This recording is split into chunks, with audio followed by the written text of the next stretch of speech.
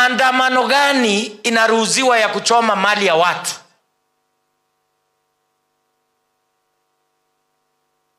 Sasa Sakaja, wewe unapenda sheria, wewe umekuja hapa, sisi tunakutuma kwamba Nairobi ibaki salama. Nairobi itabaki salama, haitabaki. As leaders, we have all condemned the death and the murder of Albert Ojwang. And we have said in no unequivocal terms that those responsible must be brought to book, taken to court, and allow the law to take its course.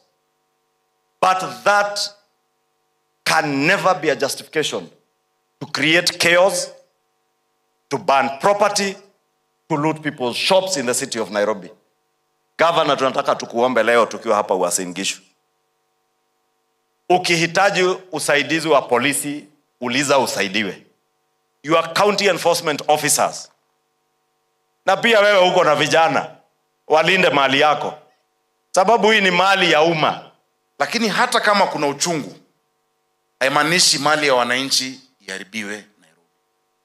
That is not what it means. Vijana wangu wale jenzi wa Nairobi, wengi ambao wanaandamana wanakuja kwa amani, wanakuja bila vita. Hatukuona wanasiasa wawili ambao ndo wanaingia hapo katikati kuleta mchafuko Nairobi. Last week walinipata unawares. Warudi tena, wajaribu tena. We will protect the city, the capital city. Wasijaribu, yani si wanasema kuna siku wanakuja, wajaribu kugusa mali ya mtu yoyote.